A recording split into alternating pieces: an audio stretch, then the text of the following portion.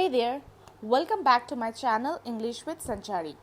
Today we are going to learn a new poem, a beautiful one written by Thomas Wentworth Higginson. Ode to a Butterfly. Before we start reading this poem, we first need to know what is an ode. Since the name of the poem is Ode to a Butterfly, so first let us know what is an ode.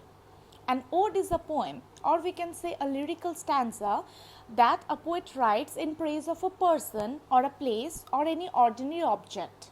It can be about everyday objects, it can be about people, it can be about places that we usually don't talk about. Those are very ordinary, but the poet, while writing an ode, the poet brings out the beauty in them.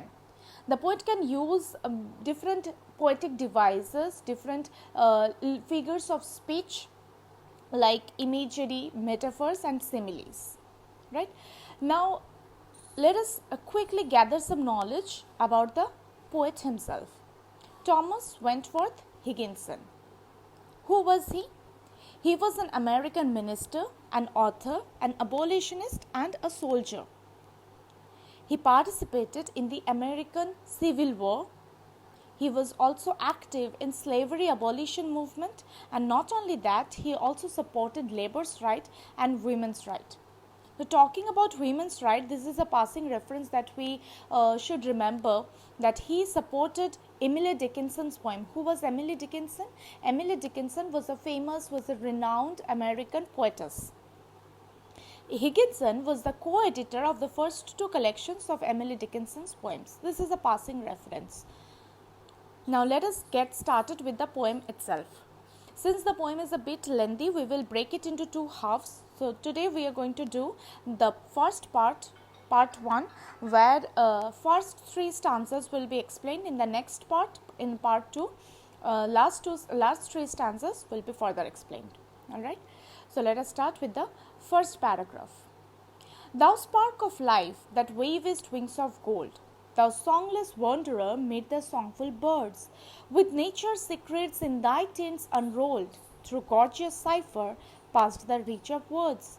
Yet dear to every child in glad pursuit beguiled, leaving his unspoiled days mid flowers and flocks and herds.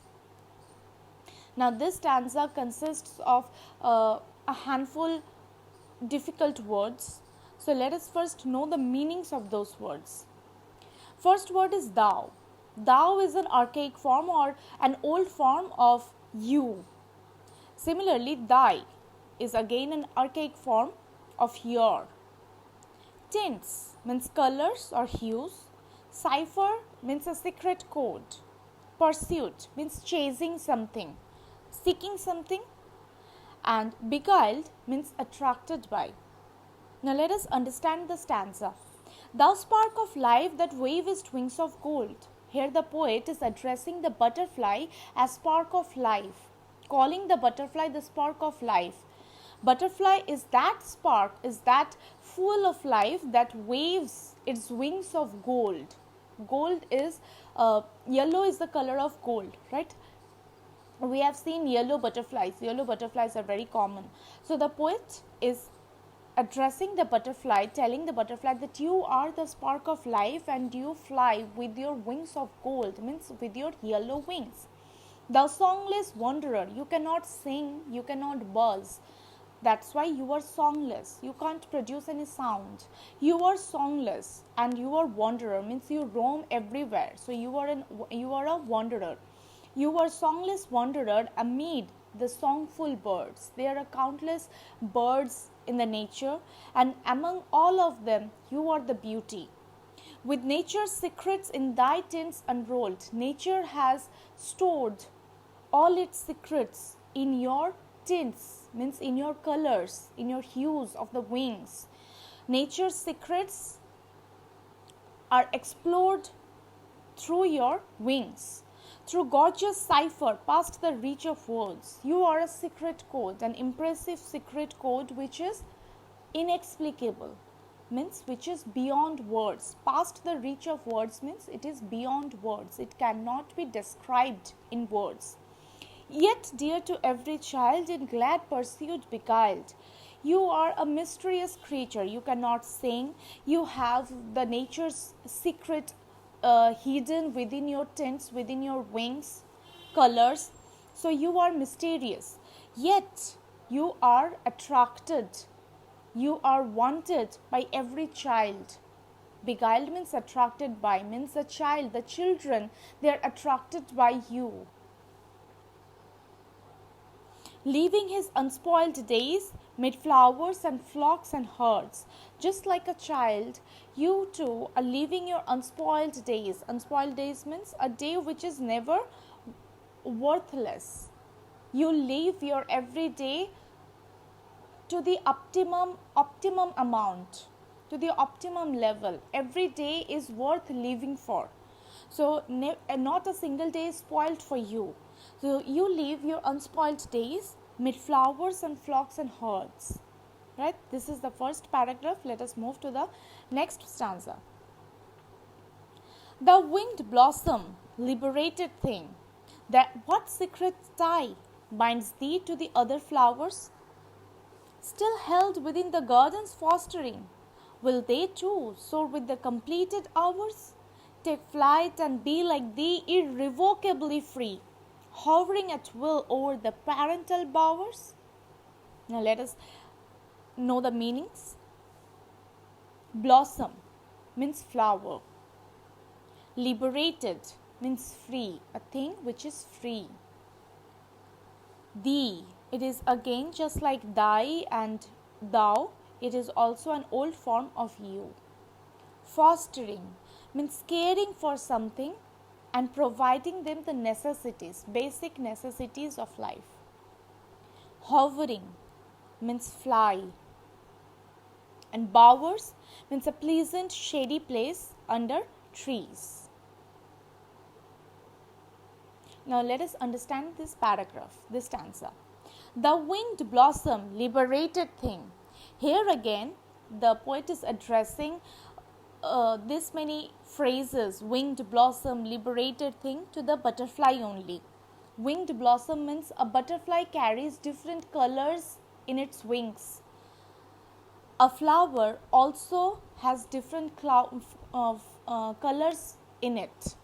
So the poet is comparing the butterfly with a flower. A flower cannot fly, right? But a butterfly can. So the poet is comparing the butterfly, is telling the butterfly that it is a flower but it is winged, means it can fly. A flower which can fly. A butterfly is a flower which can fly, and it is also liberated. It is free. It cannot be tied. It cannot be knotted. What secret tie binds thee to other flowers? The poet is asking that what is the relationship between you and the flowers? Why are you so attracted by the flowers? Why do you keep going to the flowers? Still held within the garden's fostering, means the garden gives you all care. Garden gives you everything you need. A garden has flowers, and those flowers provide you your food. So you are bound to get back to the garden, to the flowers, because they foster you. Will they too soar with the completed hours? Take flight and be like thee, irrevocably free? The poet here asks a question to the butterfly, that will these flowers, to whom you are so attracted that you keep returning to them, will these flowers too wither or wilt when their time will come? Means a butterfly cannot live for long. A butterfly has a very short span of life. So here the poet is asking that just like you, will these flowers too die out someday and just be like you irrevocably free? Means the flowers will also be like you, will take wings and fly with you. They will be boundless, right? Hovering at will over their parental bowers. You are hovering, means you are roaming, jumping on your parental bowers, on the shades, pleasant shades under the trees.